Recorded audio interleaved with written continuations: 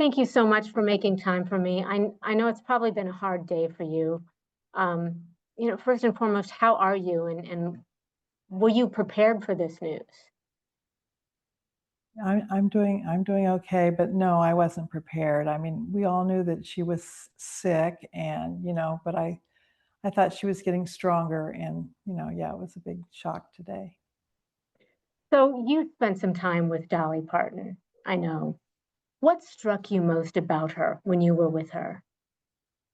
Well, I've met her a couple of times. The most exciting time was uh, when our program went statewide. When our program goes statewide, then Dolly will come. And so Dolly came for a luncheon in Columbus, and I was pretty nervous because it was Dolly Parton.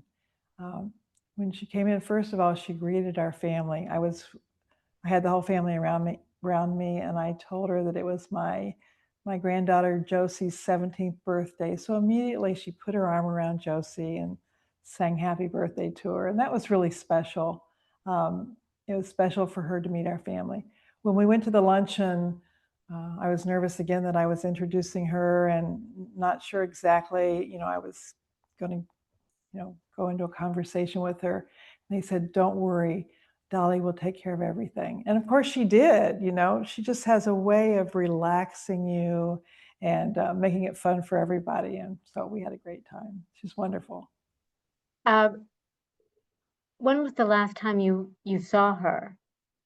Well, that's actually the last time that I was actually with her. Okay. I had met her before, but that was the last time that I was with her.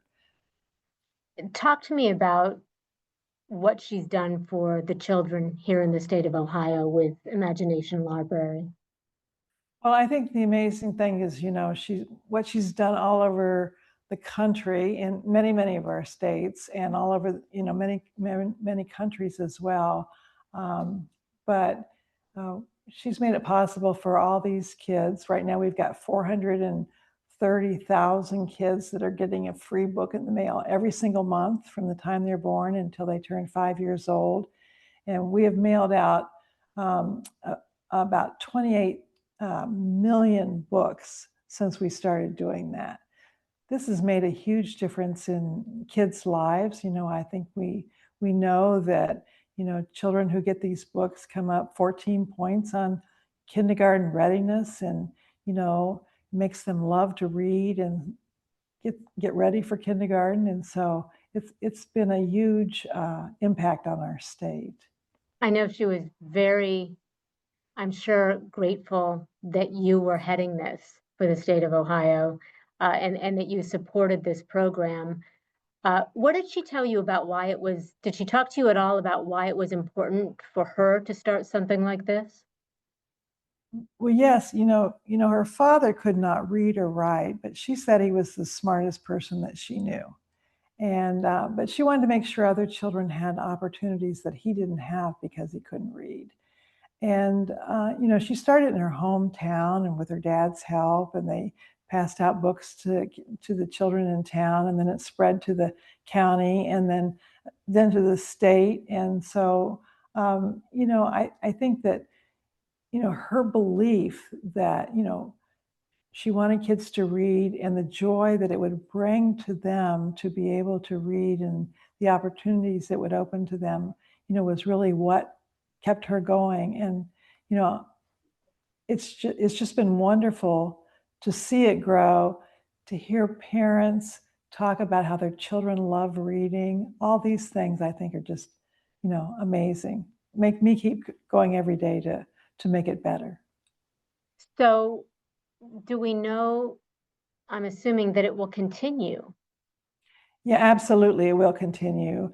She made sure that the Dollywood, Foundation is set up so it will continue forever. And we're doing everything we can in Ohio to make sure, we work with a partner in every county, and those partners do a great job of signing kids up and helping raise the money, and that'll continue. And I know that I'm going to do everything I can to make sure that this continues just the way it is, and maybe even more.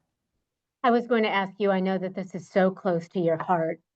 Um, how do you see yourself involved after your husband leaves office?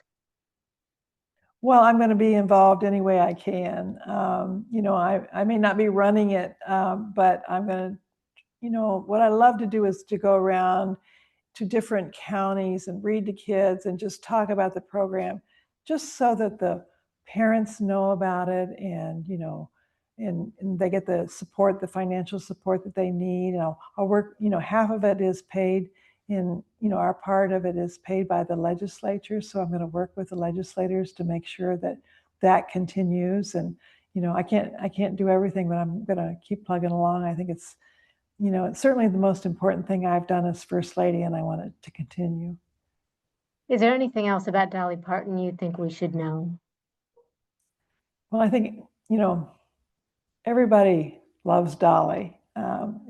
She's just such an incredible, universal woman that people love. I get little letters and pictures from children, from girls especially, with their, dressed up like Dolly, or with a doll like Dolly, that they've made, or a drawing of Dolly.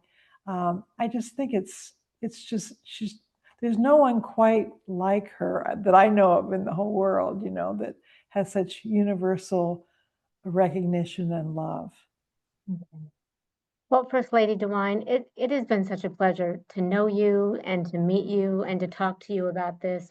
I told you both of my parents were teachers. My aunt and uncle were teachers. So I was a voracious reader as a kid, and I can't Yeah. imagine not having access to books. Yeah.